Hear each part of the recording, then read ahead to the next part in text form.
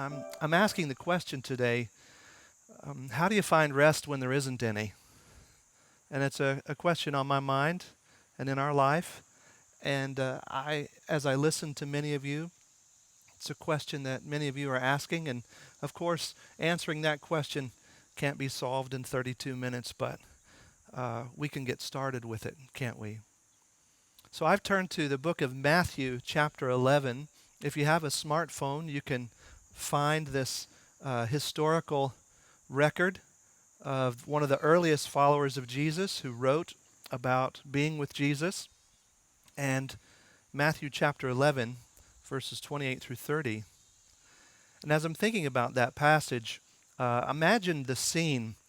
The camera angle comes up and you're moving down a hallway. What you hear is singing. What you see is a dark, hard kind of hallway. The camera moves back around, and now you see chains and maybe iron bars or locks. And you're still hearing singing. You don't know what the singing is. And as the camera moves along, down, down, down, or over, in the distance, it's fuzzy and starts to come into clarity, and you connect the singing to the singers. And you realize a disorienting moment because you've come to recognize through the camera angle that you're in a prison and you're looking at two prisoners and they're singing. And they look like they've had a hard time of it. They're bruised with cuts all over them. They looked like they were in a fight of some kind. You learned later that they were beaten up. And so you also notice that they're not singing like bar songs, you know. They're not at a concert singing about all their rowdy friends. They're singing songs that sound happy, but they're songs about God. It's like they're praising God. And it sounds like they have an experience that's warm, passionate, almost intimate. It's like they're singing to someone that they know. And this praise song sounds like love. And so you ask a guard, what's this about? Who are these people? Why are they singing?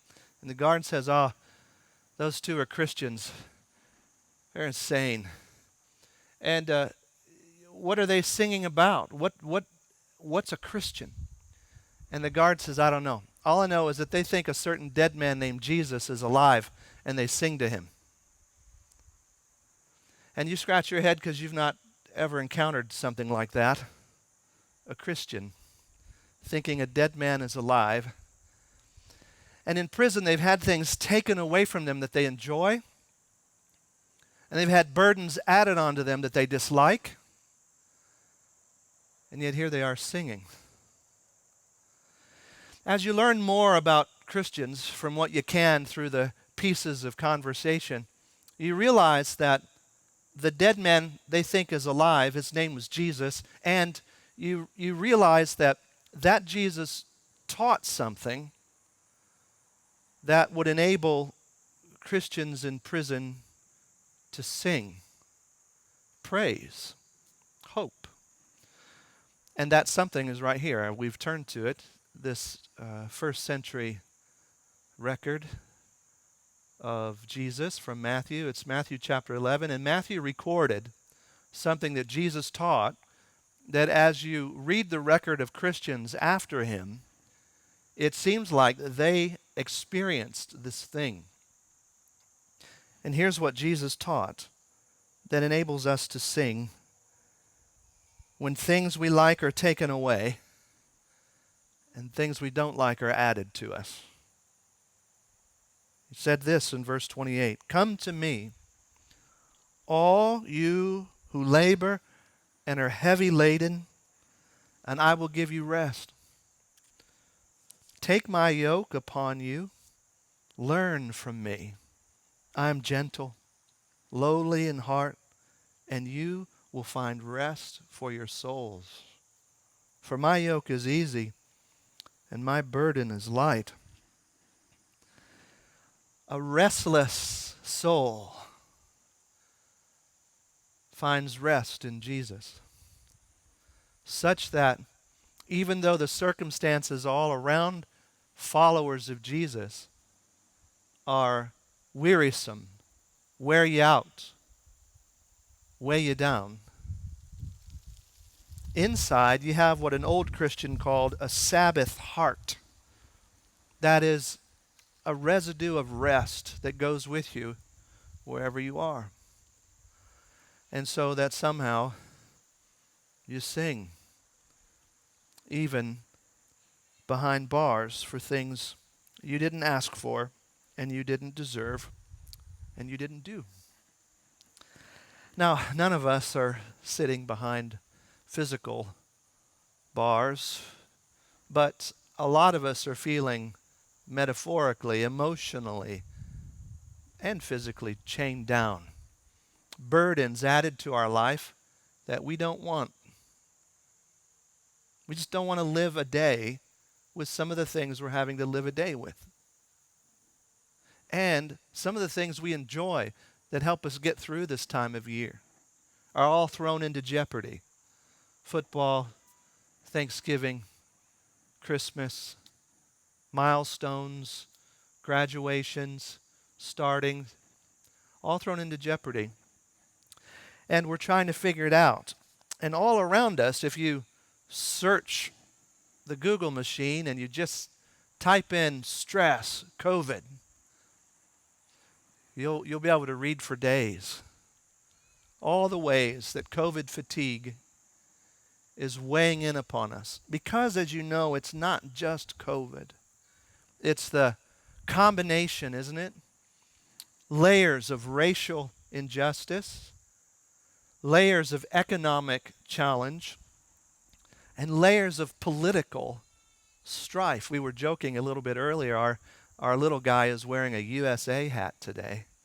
It's because it's the 4th of July hat that his family gave to him, and that's the hat we grabbed on the way out.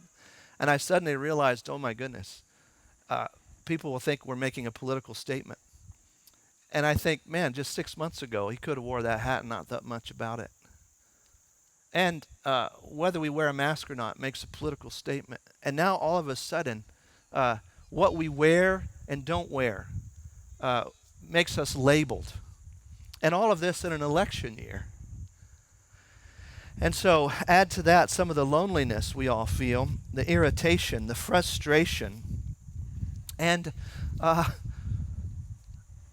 it feels like we have a never-ending task list that we just can't finish. And no wonder as you read and learn, you see that things like drinking alcohol are on the rise. Maybe I enjoy a good half a beer. Folks who know me tease me. I never can seem to finish one. I'm always about 3/4 of the way through, and that's good for me. But some of us are drinking more than usual. And others of us are turning back to some old addictions that have hurt us in the past, but we just are trying to find some bit of rest for our soul. And so these Christians are singing. And I want to know how. Because I don't feel much like singing. And they went through, in a lot of ways, worse. And there's a song in their heart. So what's that about? Well, let's take a look. In verse 28, the first thing you see there is the invitation. The invitation. Come to me. In some ways, this invitation isn't new, is it? I mean, everybody and everything is vying for your attention. All the clickbait that you have to work through just in an hour. People want you to come to them. Most of us, because there's a marketing strategy behind it, they're monitoring how many clicks have come on there, and they're trying to sort out and filter the best way to sell you what they have. And others of us, because there's an agenda, a persuasive agenda, and we want your attention. everybody everywhere is asking you to come to them. And that's fatiguing. And it wears us out. So in some ways, I've talked to several young people in recent months who have said basically this. Yeah, I get it. This God question. Is there a God? Who's God? What's the truth? It just takes me enough to get through a day. I feel like it's just enough energy to get through a day without trying to add that to figure it all out. It's hard enough just to find a friend, much less trying to find a friend who aligns with what I agree with all the time. It's just overwhelming to try to think about that stuff. So Jesus, in some way, just sounds like one more marketer, one more propagandist saying, come to me. But in another way, what he's saying is really, really different. Really, really different. Because he says, come to me, you who are weary, heavy laden, weighed down, just piled on. Life is piling on. And you are weary and weighed down. And he says, come to me, all you who don't have it all together. All of you who feel like you don't have what it takes. All of you who are trying so hard and it just doesn't seem like enough. All of you who life is piling on. All of you come to me. The thing that's so distinct about Jesus here is even though his invitation to come to him sounds like everybody else, he invites you no matter who you are to come to him. President Trump, come to Jesus. Nancy Pelosi, come to Jesus. Are you a Republican? Are you a Democrat? Come to Jesus. Are you a man, woman, child? Are you black, brown, white, or otherwise? Come to Jesus. Are your sexual inclinations moving in a same-sex or opposite-sex way? Come to Jesus. All. In that moment in history, that was radical because in the Roman Empire, you were divided up. If you were a freeborn Roman citizen, you had privilege and you were superior in every way to non-freeborn Roman citizens. And if you were a Roman citizen in comparison to a Jewish person, to a slave, to barbarians, Scythians, you had privileges and you were in no way on equal ground with any of those people. And if you were in the first century Jewish world, if you weren't Jewish, you were unclean. So all the Romans, no matter freeborn or not, were unclean Gentiles. And so as you read through the record here in the first century about Jesus, he is the one person standing up with an inclusive invitation. All are welcome to me, no matter who you are. And that's different today too. Because as we've talked about, you are being pressured to view the world as if there are only two lenses available to you. You either are on the right or you are on the left. And both of you are vying for who will be on the right side of history. And you feel that pressure every day. And it forces you to say, come to me, all you who agree with me. Come to me, all you who align with every preference that I have. Come to me, all of you who look at life the exact same way I do. And don't come to me if you disagree with me. I will block you. I will unlike you.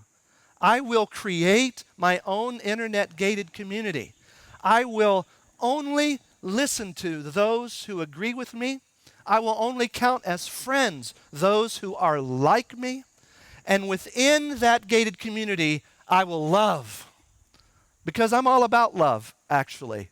Love is the greatest thing, and we all should love. And I will love you as long as you're in my circle. And Jesus, you see, his message is distinctive. Not only then, but now. As a matter of fact, scholars and historians will tell us that this idea that any human being, no matter who they are, has dignity and is meant to be welcomed, that idea did not come from Rome. That idea did not come from the practice of Judaism, even though the seeds of it are in the Old Testament. That idea did not come from Enlightenment rationalists. That idea did not come from Eastern religions. That idea comes from Jesus. Even Richard Dawkins, the famed atheist, was wearing an Atheist for Jesus t-shirt. And he was asked about that, and he says this: the point I wanted to make was that Jesus was a good man, and that a man of his time. And then Richard Dawkins says this: Jesus expressed what Dawkins called a super niceness that evolution cannot account for. This is Richard Dawkins, an evolutionist. He says evolution is cruel. It cannot account for a super niceness. We need people like Jesus, and he says this: we have to learn to identify where this super niceness comes from and try to spread it around. So here's that man of dignity, Richard Dawkins, denying that there's a God, denying that Jesus is who he said he was, and yet realizing that within his own worldview, he can't live within what he says. There's a tension. What he says about life and what real life needs don't align. And so there he is, having to step out of his evolutionary worldview to seek what he calls a super niceness, which Jesus just called love, so that any human being can come. And that is a distinctive invitation of Jesus, even though it sounds the same. That also means that any of us who have an inkling in our heart that everyone should have equal dignity, we have to come to terms with the fact that we're borrowing that from Jesus. It comes from him.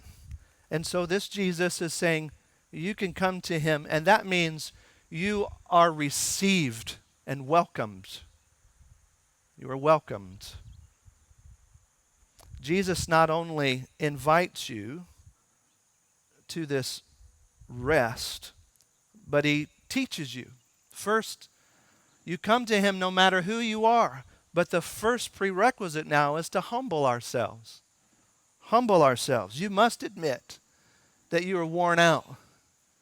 You have to admit you don't have it all together. You have to let down your guard. You have to put off pretending that you are fine and that everything is good. It's all good, whatever. You have to stop that. And you have to be able to say, I'm a mess. My glasses are broken. They're frayed on the part. My wife and I have had 4 hours together in 18 months outside of our home, apart from our little one. I'm tired. I am emotionally a man of melancholy. And so a season like this adds to that. And sometimes I can feel as though I am absent of any love. And internally, because of the way anxiety functions in my life, I can feel as if I'm in a dark hole, threatened, and in my fear, I have no one. And all I can see is that I'm a disappointment. I don't measure up. I'm worthy of condemnation. And I'm not alone in feeling things like that. I know as I'm naming it, someone here listening is saying, I feel that way too. And in this world, people will imply that that kind of fatigue and inner restlessness and question and longing cancels you out. You can't admit that kind of thing. But for Jesus, he says, that's who I'm looking for. Jesus would say it this way with a metaphor. He would say, I am a physician. I'm like a doctor. And I'm not coming for those who are healthy. I'm coming for those who are sick. And so this invitation to come puts you in a place of being teachable to say, yeah, I'm irritable. You have to say, yeah, I yelled in the living room, so much so that my nieces and nephews cowered. I have to say that I don't think I have the resources. I thought getting through the summer, I just got through the summer, but now the fall continues. And I don't have the resources. I don't want to do Zoom anymore. I don't want to learn how to do Zoom. I don't want to be on Zoom. I don't want to change my life. I'm having to change. I don't want to change. And we have all of this restlessness of soul. And we're looking around, trying to find within our gated communities, within our return to old addictions, ways to find rest. And it's just an amazing thing. You finally find another good show to binge watch. You finally find one. And after it's over, what do you feel? Sad. Don't you? Am I the only one? You feel sad. Why do you feel sad in that moment? Because you know this. As good as that show was, it does not have the resources to provide the rest of soul you are longing for.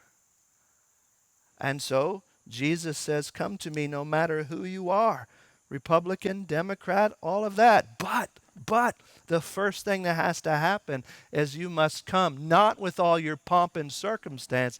You must lay that aside, humble yourself, and say, I am wore out. And that means you become like a child. I'm dependent. I'm needy. I need help. I can't do it on my own. And in the midst of that Roman Empire with people being overlooked, Jesus stands up without the power and resources or money or anything else and says, I will give you rest. Now notice that there isn't an immediate gratification here. He says, learn from me. Learn from me. It isn't something that we just, okay, it's like a transaction. I go to Jesus. I humble myself to the air. I say Jesus' words, and then I feel rest. That's not what's going on here. When Jesus says, come to me, learn from me, take my yoke upon me, he's using relationship language. He's using mentoree language, apprentice and student language. He's saying, come, live differently than you've been living. It's time to live differently than you've been living. Learn from my way. Learn from the way I talk, Jesus says. Learn from what I teach, Jesus says. What does Jesus teach about productivity? What does Jesus teach about how to measure a day? What does Jesus teach about achievement? What does Jesus teach about milestones in your life? What does Jesus teach about grief? What does Jesus teach about difficulty?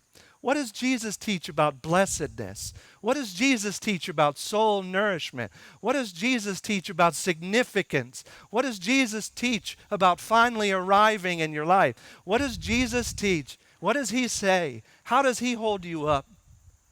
And you begin to realize, oh my goodness, I've been orbiting my life around something other than him.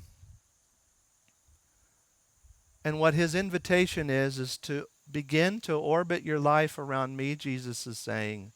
This is the way to find the rest your soul was created for.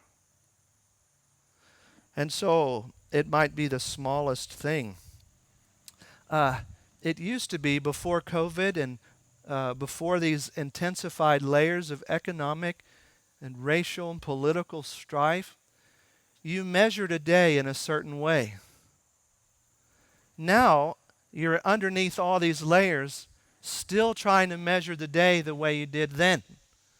Still trying to produce the way you did then.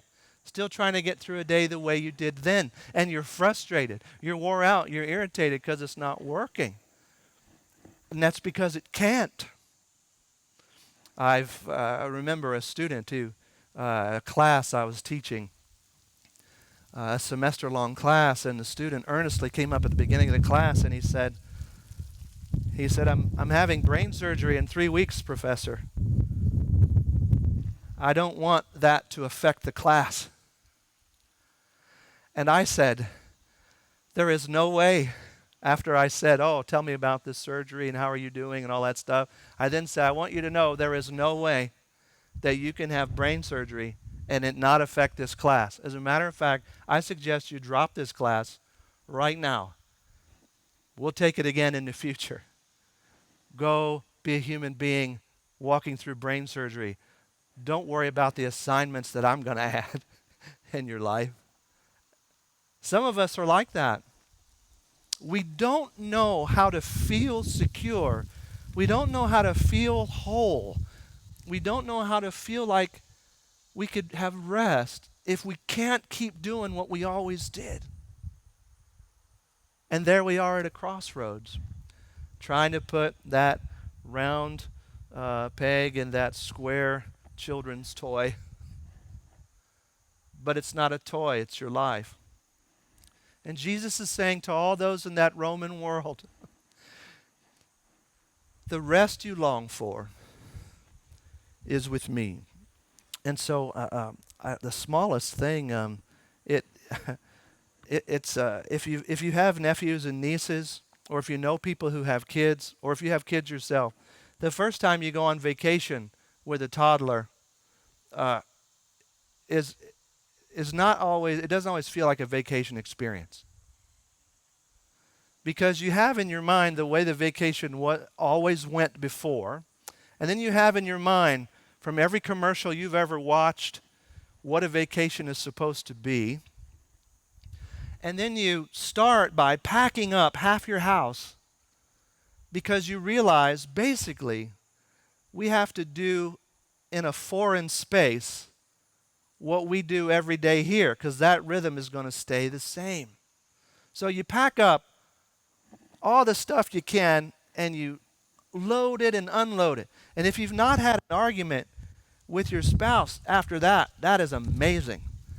And then you finally get there, and if your 18-month-old doesn't sleep through the night, it didn't suddenly change when you go on vacation. It's still that way. So that means you're on vacation, and now you start having FOMO about rest. These are my moments to rest.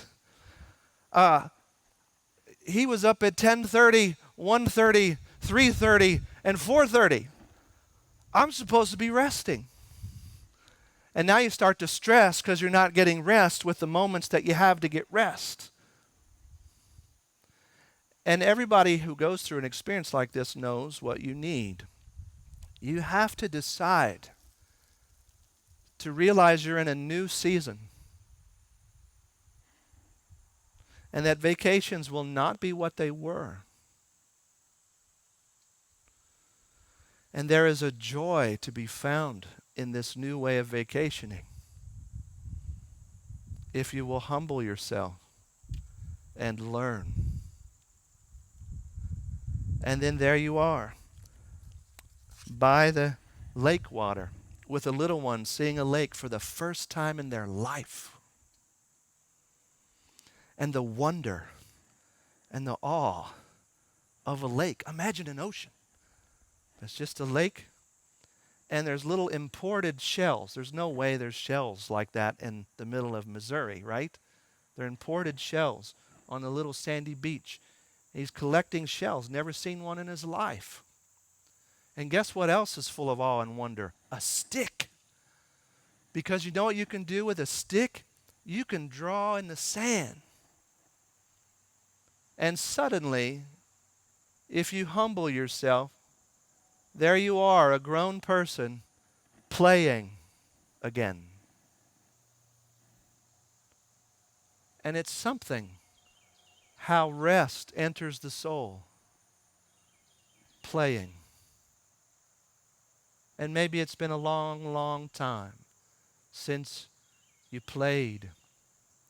We were talking about this with our routine every day with a little one, right?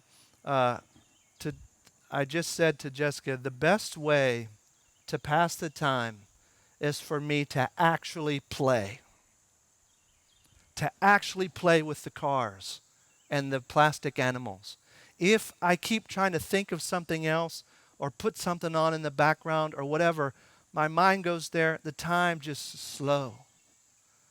But if I play, we play, and the time goes by. And it was nice. There was relationship, no transaction, real play. And everything else was still going on and swirling in the world. It's like you are on a long trip and you stop at a rest stop. You still haven't gotten to your destination. Everybody's still cranky in the back of the car because you're only halfway there. But you can pause and you can rest. And everyone goes their own way. And they come back together, and for some reason, that little bit of a deep breath settles us. We have been accustomed to watching something before we go to bed at night. And we have been trying instead to read to each other. So I read for a while, Jessica reads for a while. And it's something about night after night, how that accumulates and creates a different rhythm in your being. Jesus is saying, come to him, learn from him. In the midst of ordering a day, there are ways of being that he has created and given to you. From play to lighting a candle to pausing and a deep breath, but also how is it those two people are singing in prison? And that's because these Romans and Jews, these slave and free, these men, women, and children, rich and poor, who came to him and had their life reoriented to surrender to him rather than getting him to surrender to their wishes. As they did that, something began to happen. There's something called praise. Praise. I praise you, God. I love you, Lord. You are lovely. I don't know anyone like you. Your love doesn't quit. You forgive me with my guilt. You release me from my shame. You know me. You hear me. I am heard and known and seen. And you promise me that you will never let me go. And you tell me you knew me before I was born. And you tell me I was created with love and imagination personally by you. And you tell me that this world was your gift to me. And you tell me that something has gone wrong with it, but you won't quit. And you tell me that I have a purpose. You tell me I have a future. You tell me I have a hope. You tell me that this moment, with all this weariness and heavy ladenness, isn't the only true thing about me, the only true thing about the world. I praise your name. Great, great is your faithfulness. You and me go way back. When I did not think I could go another day, you held me. When I have wept and wept so that I could not eat and my hair fell out, you were with me. When I have felt only condemnation. You have whispered promise of acceptance. When I have been stubborn and foolish and made a mess of my life through my own stupidity, you have forgiven me. You have told me all is not lost. Jesus is saying, my burden is light.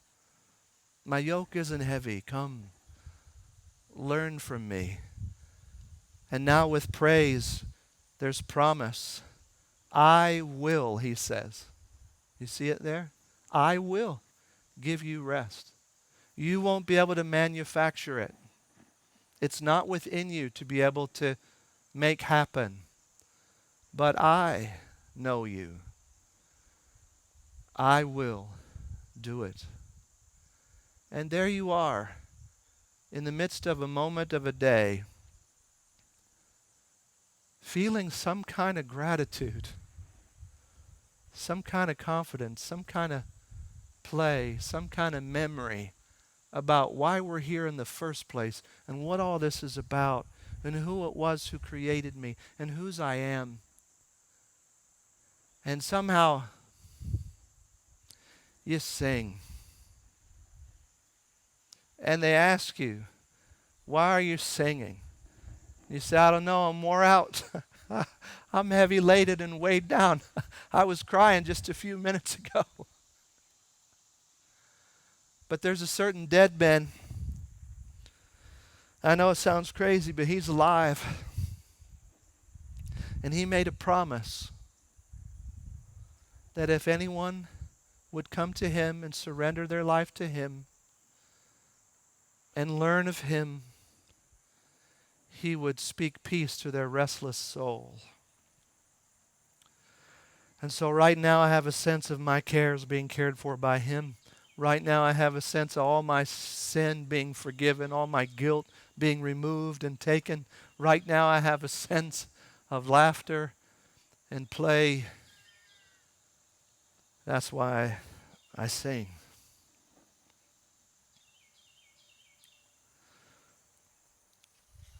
The singer Ariana Grande, about a year ago, she tweeted this. She's such a gifted singer. She has really what any of us would envy or want. She's pretty. She has money. She's sought after. And she wrote this: I just feel empty, and I want to have more to say, better energy to give to you, and I don't have anything. Love you. That was her tweet. And I just think, oh, I get that. The courage of that human being, the dignity of her to share like that. That was a year ago. And that's because we can all feel a restlessness of soul, whether it's a COVID moment or not. But now that we're here, maybe it's time. Maybe we've been able to put off admitting this restless soul syndrome. And now maybe we're still fighting to say it isn't so, but it is. And what if we just followed her lead? I feel empty. I feel restless. I'm irritable. I'm frustrated. I'm angry. I'm wore out. I'm weighed down. I don't have anything.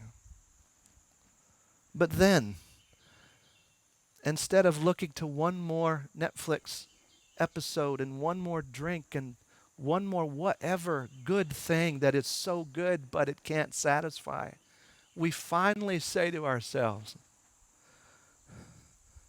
what would it look like if at least for one time in my life I lived a Jesus-centered week?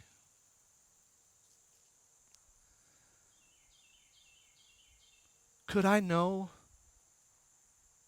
a different way? Would his promises come true? And we get to try that together. Let's pray together. Lord, we thank you for your life and death and resurrection. We thank you for your invitation, your welcome, your teaching, your promise. We thank you for your distinctiveness. Oh, thank you for telling us to name our weariness to you. Please help each person here to name it. And we're counting on your promise. We thank you for it. In Jesus' name, amen.